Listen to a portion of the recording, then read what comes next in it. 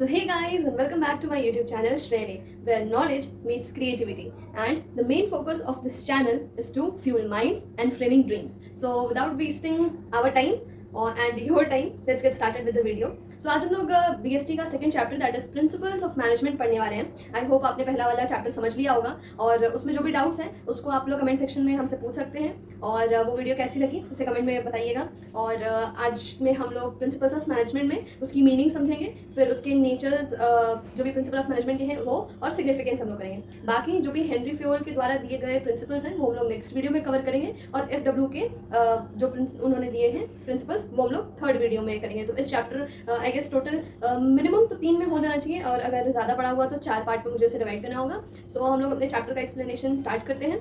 But as you all know हम लोग अपना स्टडी स्टार्ट करते हैं कैसे. सबसे पहले थॉट ऑफ द डे से हम लोग स्टार्ट करते हैं. तो ये क्या है, आज मैंने स्वामी विवेकानंद के द्वारा ये कोट दिया है, लिखा गया. इसमें ये है कि all power is with in you can do anything and everything. तो जो भी पावर्स हैं वो हमारे अंदर होती हैं. हम कभी भी कुछ भी कर सकते हैं, कोई भी चीज़, एनीथिंग एंड एवरीथिंग, कुछ भी और हर एक चीज़. मतलब जैसे कहते हैं ना कि हम लोग कभी कभी कहते थे कि नहीं ये हम नहीं कर पाएंगे, ये मेरे लिए इम्पॉसिबल है. तो पहली चीज़ ये जान लो कि the word impossible is I am possible in itself. तो इस कंफ्यूजन को दूर करो. कोई भी चीज़ इम्पॉसिबल नहीं है. सबको भगवान ने एक ही जैसा ब्रेन दिया है. द थिंग इज दैट आप उसे यूज़ किस हद तक कर रहे हैं वो डिपेंड करता है. तो ये अब बोलना, अब ये आई गेस कंफ्यूजन क्लियर हो गया होगा इससे. कोई भी चीज़ इम्पॉसिबल नहीं होती है, just you have to try. So कुछ भी चीज़ अचीव करनी है, just try hard, you will get it sure. Late से देर सवेर मिलेगा ज़रूर. बस मेहनत करते रहो और भगवान के ऊपर विश्वास करो और अपने मेहनत के ऊपर विश्वास करो और आगे बढ़ते रहो. You can achieve anything and everything, ये ध्यान रखना. So let's get started with the explanation of the chapter. Okay, so in the first chapter, nature and significance of management, we learned the meaning of management. Now, in the second chapter, that is principles of management, let us first understand the meaning of the word principle. As you can see, here is the definition written of the word principle.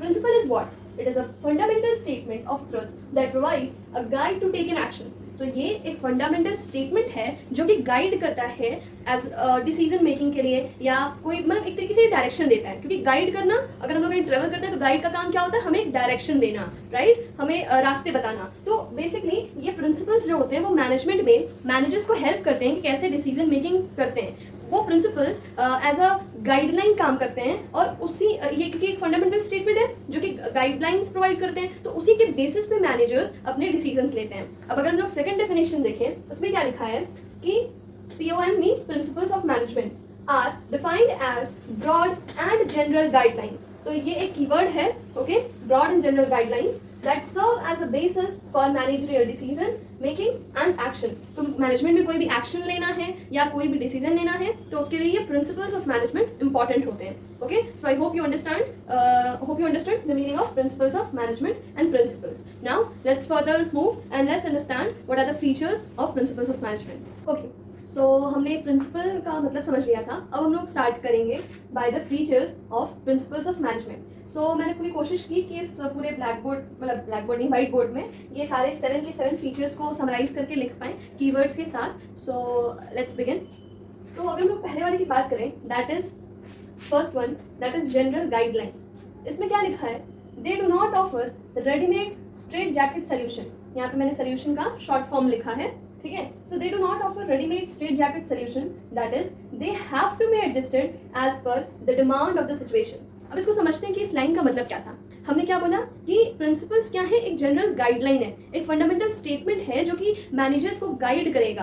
पूरे management जब भी मतलब जो भी चलेगा, management चलेगा, उसके दौरान वो उसको गाइड करेगा कि कैसे डिसीजन ले, क्या एक्शंस ले सकते हैं, राइट. बट हम लोग उस जनरल गाइडलाइन को हम लोग उसको एज अ मतलब उसी को फॉलो करके चलना वो हमारे लिए सही नहीं होगा. क्योंकि इसमें क्या बोला है कि it does not offer the readymade straight jacket solution. वो हर प्रॉब्लम का एकदम स्ट्रेट फॉरवर्ड सोल्यूशन नहीं देता है. वो बस हमें एक एडवाइस की तरह, एक गाइडलाइन की तरह कि हाँ हम लोग इस चीज़ को ऐसे कर सकते हैं, वो करता है. ये नहीं कि हमें 100% उसके ऊपर जो है लाई करना है और उस हिसाब से डिसीजन या एक्शंस लेने हैं. हम लोग जो भी जैसे भी डिमांड होगी उसके हिसाब से हम लोग चेंज कर सकते हैं. यहाँ पे क्या लिखा है, that it has to be adjusted as per the demand of the situation. जो भी सिचुएशन होगी उसके अकॉर्डिंग हम लोग उसको मॉडिफाई कर सकते हैं, उसमें चेंजेस ला सकते हैं।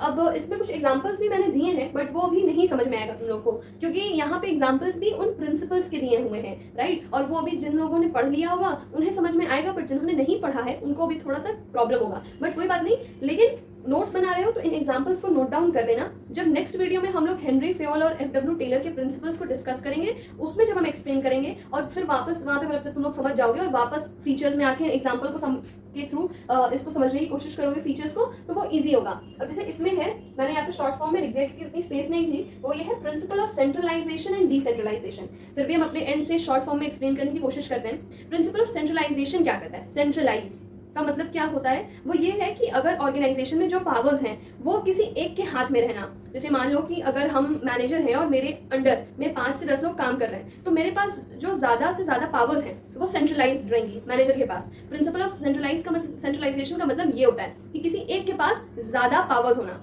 और प्रिंसिपल ऑफ डिसेंट्रलाइजेशन का मतलब ये होता है कि हम लोग पावर्स को डाउन लेवल, लोअर लेवल पे डिस्ट्रीब्यूट कर दें। जो 10 लोग मेरे अंडर काम कर रहे हैं, हम उनको कुछ पावर्स डिस्ट्रीब्यूट कर दें ताकि वो डिसीजन ले सकें, वो भी कुछ एक्शंस ले सकें, उन्हें कुछ अथॉरिटी दे दी जाए। फिर उनके भी नीचे वाले जो लोग हैं, वर्कर्स हैं सुपरवाइजरी लेवल पे, उनको भी थोड़ा बहुत जो है डिस्ट्रीब्यूट कर दी जाए, अथॉरिटी दे दी जाए थोड़ी बहुत डिसीजन मेकिंग की। तो वो इसमें आता है जनरल गाइडलाइन के एग्जाम्पल में। दूसरा हम लोग समझते हैं दैट इज फ्लेक्सिबल। फ्लेक्सिबल का मतलब हम लोग समझते हैं वो वैसा नहीं कि हम लोग बॉडी को किसी भी तरीके से फ्लेक्सिबल है तो मोड़ सकते हैं, वो चीज़ नहीं। यहाँ पे हम लोग प्रिंसिपल्स ऑफ मैनेजमेंट की बात कर रहे हैं, उसमें फ्लेक्सिबिलिटी कैसे आएगी वो देखते हैं। They are flexible and can be modified by the manager when the situation so demanded. Case study में ये जरूर ये वाली जो लाइन है दैट सिचुएशन सो डिमांडेड या डिमांड्स, तो ये काफी बार पूछता है, ठीक है। तो इसको ध्यान में रखना, इसको अंडरलाइन करके रखो। तो मतलब फ्लेक्सिबिलिटी मतलब ठीक है, क्या बोला? Principles of management fundamental statements हैं, वो जनरल गाइडलाइंस हैं डिसीजन मेकिंग में या एक्शन लेने में, ठीक। तो उसको हम लोग जब अप्लाई करेंगे तो ऐसा नहीं कि हमें उसे जैसा है वैसे ही अप्लाई कर देना है। जैसे भी सिचुएशन होगी हम लोग उसके अकॉर्डिंग कुछ चेंजेस करके, उसमें मॉडिफिकेशन करके फिर हम लोग उस प्रिंसिपल को अप्लाई कर सकते हैं। डिपेंड्स अपॉन दी सिचुएशन, कैसी सिचुएशन है उसके अकॉर्डिंग, राइट। अब फॉर एग्जाम्पल मान लो कि मान लो कि तुमने कोई बदमाशी की, राइट, और उस समय पे हमारे पेरेंट्स जो हमसे काफ़ी गुस्सा है, तो उस समय हम लोग कोई जोक नहीं क्रैक करेंगे, राइट, क्योंकि वो सिचुएशन कैसी है? वो टेंशन वाली सिचुएशन है, गुस्से वाली सिचुएशन है। अगर वहाँ पे हमने कुछ ऐसी फनी जोक क्रैक किया तो बाद में पिटाई हमारी ही होगी कि गलती भी हमने की और अब हम लोग जोक मार रहे हैं या ऐसा कुछ कर रहे हैं। तो वो सिचुएशन के ऊपर, सिचुएशन को, हालात को देखते हुए हम लोग प्रिंसिपल को अप्लाई करेंगे, राइट। अब अगर हम लोग देखें तीसरा वाला feature that is formed by practice and experimentation, तो हम लोग जो है फर्स्ट वाले चैप्टर में भी हम लोग देखे थे प्रैक्टिस और एक्सपेरिमेंटेशन वाला जो नेचर ऑफ मैनेजमेंट पढ़ रहे थे, जिसमें साइंस वाले, उसमें हम लोग ने ये वाली चीज़ पढ़ी थी। वैसे ही इसमें भी फीचर है ये प्रिंसिपल ऑफ मैनेजमेंट का कि कोई भी प्रिंसिपल बनता है तो वो प्रैक्टिस और कई सारे एक्सपेरिमेंट करने के बाद बनता है। अब आगे जब हम लोग ये पढ़ेंगे, जो हेनरी फ्योल ने इतने सारे प्रिंसिपल्स दिए हैं और एफडब्ल्यू टेलर ने दिया है, तो उन्होंने काफ़ी एक्सपेरिमेंट करने के बाद उसको वो फाइनली बना, राइट। तो इसमें भी यही है, POM means principle of management is formed by experience and collective wisdom of managers as well as experimentation। मतलब कि कोई भी प्रिंसिपल ऐसा नहीं कि हमने एक रात में बना दिया उसको, नहीं, उसके लिए काफ़ी एक्सपेरिमेंट करने पड़ते हैं, उसके लिए काफ़ी मैनेजर्स के कलेक्टिव विजडम, सबका उसमें दिमाग लगता है, सबके राय लेने से वो चीज़ें प्रिंसिपल्स बनते हैं और काफ़ी एक्सपेरिमेंट करने के बाद बनते हैं। फिर अगर हम लोग ये फोर्थ वाला देखें दैट इज यूनिवर्सल एप्लीकेबिलिटी, तो यूनिवर्सल का हमने मतलब वो एक कीवर्ड है ना परवेसिव, उसका मतलब यूनिवर्सल होता है, मतलब वो हर जगह जो है एप्लीकेबल होगा, कोई एक पर्टिकुलर सिचुएशन नहीं है, वो हर जगह एप्लीकेबल होगा, यूनिवर्सल होगा, राइट। हमने H2O का एग्जांपल दिया था, आई होप यू रिमेंबर। अब इसमें क्या बोला है? Applicable to all organization at all levels and at all time. तो वो प्रिंसिपल्स ऐसे नहीं होते हैं कि वो किसी एक पर्टिकुलर सिचुएशन में ही एप्लीकेबल होंगे, वो यूनिवर्सल होते हैं, वो हर एक सिचुएशन में एप्लीकेबल हो जाएंगे। बट बस उसका जो एक्सटेंट ऑफ एप्लीकेबिलिटी होगा वो डिपेंड करेगा सिचुएशन के ऊपर कि सिचुएशन कैसी है, राइट। अब जो हमारा फिफ्थ वाला फीचर है वो क्या है? That is mainly behavioural. अब बिहेवियर की बात हम लोग कब आती है? जब ह्यूमन रिसोर्स की बात होती है। तो इसको अगर हम लोग समझे that principles aim at influencing the behaviour of human beings, वो जो इसका एग्जाम्पल क्या है? Spirit de corps. ये बेसिकली स्पिरिट डी कॉर्प्स मतलब यूनिटी, टीम वर्क की बात हो रही है यहाँ पे, राइट। और इसमें जो ह्यूमंस होते हैं उनका जो बिहेवियर होता है वो उसको इन्फ्लुएंस करता है, राइट। अब अगर हम लोग नेक्स्ट देखें, दैट इज सिक्स्थ वाला, cause and effect relationship, that is principles are applied in a particular situation. A manager will understand its likely effect. For example, principle of division of work. मतलब कोई भी अगर हम लोग principal को apply करते हैं तो उसका कोई ना कोई कॉज होगा, मतलब कोई कारण होता है, राइट? तो उस कारण से जब हम उस प्रिंसिपल को लगाएंगे तो उसका हमें इफेक्ट भी देखने को मिलेगा। जैसे कि example, principle of division of work, कि अगर बहुत ज्यादा काम है, अब हम मैनेजर हैं और अगर मेरे जिम में बहुत सारा काम है तो हम फ्रस्ट्रेट हो जाएंगे और क्या पता उतनी एफिशिएंसी के साथ, उतनी इफेक्टिवनेस के साथ हम अपने काम को ना कर पाए। तो ये principle of division of work कहता है कि हमें जो वर्क है वो डिवाइड कर देना चाहिए लोगों के हिसाब से, सो दैट लोगों के काम में स्पेशलाइजेशन आए, राइट? जो मेरा काम होगा, हम जिस चीज़ में एक्सपर्ट होंगे उसके अकॉर्डिंग मुझे काम मिले, या फिर आगे जो भी मेरे नीचे अंडर में काम करने वाले 5 से 10 लोग हैं उनके स्पेशलाइजेशन के हिसाब से उनको वो काम डिस्ट्रीब्यूट किया जाए। तो इससे क्या होगा कि काम जल्दी भी होगा और जो जिस चीज़ में स्पेशलाइज्ड है उस हिसाब से काम भी अच्छे तरीके से हो पाएगा डिवीजन ऑफ वर्क से। ओके, सो अब ये जो लास्ट वाला था कंटिंजेंट और फ्लेक्सिबिलिटी या फ्लेक्सिबल वाला फीचर जो है, इसमें थोड़ी कंफ्यूजन होती है बच्चों को। अब इसमें समझते हैं कि इसका मतलब क्या होता है। Dependent on the prevailing situation at a particular point of time. अब इसमें भी क्या करा है कि कंटिंजेंट मतलब कि उस प्रिंसिपल को, कोई भी प्रिंसिपल है, हम लोग उसको कैसे लगाएंगे, जो भी सिचुएशन उस समय प्रिवेल कर रही होगी, जो सिचुएशन उस टाइम पे चल रही होगी। और फ्लेक्सिबल में हमने वो क्या बोला कि वो मॉडिफाई हम लोग उसको करके प्रिंसिपल को लगाएंगे जैसे भी सिचुएशन सो डिमांडेड। सो जहां पे लिखा रहेगा सिचुएशन सो डिमांड्स, तो वहां पे फ्लेक्सिबल वाले फीचर की बात हो रही है। और जहां पे बोला है कि dependent on the prevailing situation, तो वहां पे कंटिंजेंट की बात हो रही है। For example, principle of fair and just remuneration. तो इसका मतलब क्या होता है कि इस प्रिंसिपल का मतलब ये हुआ कि हमें जो भी हमारे एम्प्लॉइज और वर्कर्स हैं, हमें उस हिसाब से उन्हें सैलरी या वेजेस देने होते हैं। मतलब फेयर पहली बात तो देना होता है, मतलब जो भी उन्होंने काम करा है उसके हिसाब से उन्हें देना होता है चीज़ें। और वो कैसे बेसिकली सिचुएशन के ऊपर डिपेंड करेगा किसी को सैलरी देना। अगर हमारे कंपनी अगर बड़ी है, राइट, तो अगर बड़ी कंपनी में जॉब लगती है तो लोगों को ज़्यादा सैलरी मिलेगी, राइट। और अगर छोटे मोटे कहीं आप काम कर रहे हो छोटे मोटे जगह पे, तो आपको वहाँ पे बहुत कम पैसा मिलेगा। तो वो डिपेंड करता है कि आप स्मॉल स्केल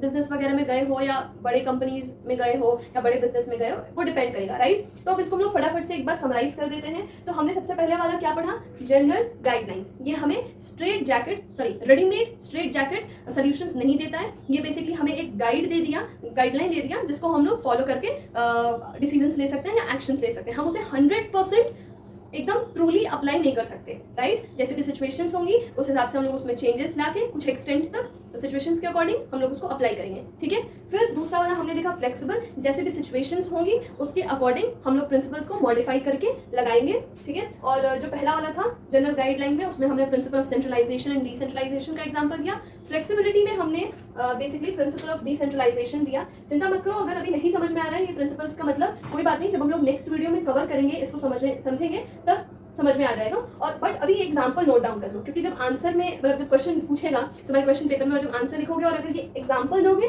और उसमें 1-2 लाइन का थोड़ा एक्सप्लेनेशन दे दोगे कि क्यों प्रिंसिपल ऑफ डिसेंट्रलाइजेशन फ्लेक्सिबिलिटी के अंदर तुमने लिखा है, तो उससे तुम्हारा काम बन जाएगा। थर्ड वाला हमने पढ़ा formed by practice and experimentation, मतलब कि जो प्रिंसिपल्स हैं जो ये हमें गाइड करते हैं ये रातों रात नहीं बनते। इसमें काफ़ी मैनेजर्स का मेहनत लगती है, उनकी क्रिएटिविटी लगती है और काफ़ी इसमें प्रैक्टिस और कई बार इसको एक्सपेरिमेंट करके एम्प्लॉइज और वर्कर्स के ऊपर तभी ये बनते हैं। और अगर हम लोग बात करें फोर्थ वाला, दैट इज यूनिवर्सल एप्लीकेबिलिटी, इसको हम लोग परवेसिव भी कहते हैं। मतलब कि ये हर जगह एप्लीकेबल होते हैं प्रिंसिपल्स ऑफ मैनेजमेंट, डिपेंड करता है कि सिचुएशन क्या है, ठीक है। जैसे कि यहाँ पे लिखा हुआ है कि it is applicable to all organization at all levels at all time. किसी भी लेवल पे, ऐसा नहीं कि टॉप लेवल पे ही लगेगा या लोअर लेवल पे, हर लेवल पे हर टाइम एप्लीकेबल होता है प्रिंसिपल ऑफ मैनेजमेंट, ठीक है। फिर अगर हम लोग बात करते हैं फिफ्थ वाला, दैट इज मेनली बिहेवियरल। का मतलब क्या होता है, इसमें हम लोग ह्यूमन्स की बात करते हैं, ह्यूमन रिसोर्सेज की। उनका जो बिहेवियर होता है वो एक्यूरेट, मतलब वो चेंज होता रहता है ना, तो उसी के हिसाब से इसमें लिखा है कि principles aim at influencing the behaviour of human beings. तो वो अगर हम लोग स्पिरिट ऑप्स यानी कि अगर टुगेदरनेस की बात करें या फिर एक साथ टीम वर्क, ग्रुप वर्क, उसकी बात करें, तो वो प्रिंसिपल बेसिकली उनके बिहेवियर, उनके ह्यूमन के बिहेवियर को वहाँ पे इन्फ्लुएंस करता है कि एक डायरेक्शन में एक साथ काम हो, सो दैट हम लोग अपना गोल अचीव कर पाएं। ये थोड़ा बहुत कंफ्यूजन लग सकता है इसमें, बट इस पे जब क्वेश्चंस तुम लोग करोगे तो इजीली समझ में आएगा। प्रैक्टिस से ही चीज़ें समझ में आती हैं, तो चाहे वो कोई भी, मतलब अगर मैथमेटिक्स ले लो, अकाउंटेंसी ले लो, मतलब जैसे थ्योरेटिकल सब्जेक्ट हो या फिर न्यूमेरिकल सब्जेक्ट हो, कोई भी सब्जेक्ट हो, प्रैक्टिस जरूरी होती है। तो जैसे जैसे क्वेश्चंस प्रैक्टिस करोगे वैसे और क्लियर होगा कॉन्सेप्ट। लास्ट नहीं, ये 6th वाला पॉइंट है कॉज एंड इफेक्ट रिलेशनशिप, कि किसी भी प्रिंसिपल को लगाने के पीछे कोई ना कोई कारण होगा, और उस कारण से जो भी कारण होगा उस पे अगर हम लोग उस प्रिंसिपल को लगाते हैं तो उसमें कोई ना कोई इफेक्ट हमें देखने को जरूर मिलेगा। जैसे कि डिवीजन ऑफ वर्क, अगर बहुत ज्यादा काम है तो हम लोग उसको जब काम को डिवाइड कर देंगे अलग अलग लोगों को उनके स्पेशलाइजेशन के अकॉर्डिंग, उनके एक्सपीरियंस के अकॉर्डिंग, काम के अकॉर्डिंग, तो उससे हमारा लोड भी कम होगा और काम भी बहुत एफिशिएंसी और इफेक्टिवनेस के साथ किया जा सकता है। और लास्ट वाला जो फीचर है जिसका मतलब कंटेंजेंट होता है, ये प्रिवेलिंग सिचुएशन के हिसाब से हम लोग किसी भी प्रिंसिपल को लगा सकते हैं। यहाँ पे principle of fair and just remuneration का एग्जांपल दिया है। तो आई होप फीचर्स क्लियर होंगे। अब हम लोग बढ़ते हैं significance of principle of management को समझते हैं। So now let's understand the last topic जो हम इस वीडियो में कवर करेंगे, that is significance of principles of management. तो इसमें बेसिकली 4 ही हैं। उसको बताने से पहले जो हमने अभी फीचर्स इसमें पढ़े प्रिंसिपल्स ऑफ मैनेजमेंट के, उसका मैंने छोटा सा एक न्यूमोनिक सोचा बनाने को, सो दैट वो हेल्पफुल हो, क्योंकि उसमें 7 फीचर्स हैं। तो अगर वो किसी को लर्न करने में डिफिकल्टी हो तो ऐसे याद कर सकते हैं। यहाँ पे लिखा है मैंने GF² U and me C²। So GF² U and me C²। तो G से वो जनरल गाइडलाइन वाला हो गया, F से एक फ्लेक्सिबिलिटी हो गया, और एक होता है formed by practice and experimentation. U से यूनिवर्सल एप्लीकेबिलिटी, M से हमारा मेनली बिहेवियरल था, C से था हमारा एक कंटिजेंट वाला, और एक और C से था हमारा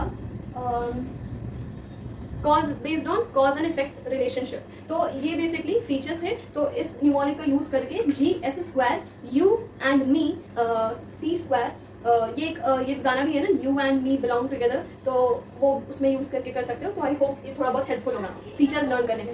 अब अगर हम लोग सिग्निफिकेंस की बात करें तो सबसे पहले नंबर पे है provides managers with useful insights into reality. मतलब कि जो फीचर्स होते हैं वो गाइडलाइन की तरह तो काम करते ही हैं मैनेजर्स के लिए, वो उन्हें उनकी स्किल्स, उनकी नॉलेज, उनकी एबिलिटी, इसको भी इम्प्रूव करने में हेल्प करते हैं। जैसे कि यहाँ पे लिखा है guides managers to improve skills, knowledge, ability and understanding of manager under various managerial situations. इसका एग्जांपल है सेंट्रलाइजेशन एंड डिसेंट्रलाइजेशन।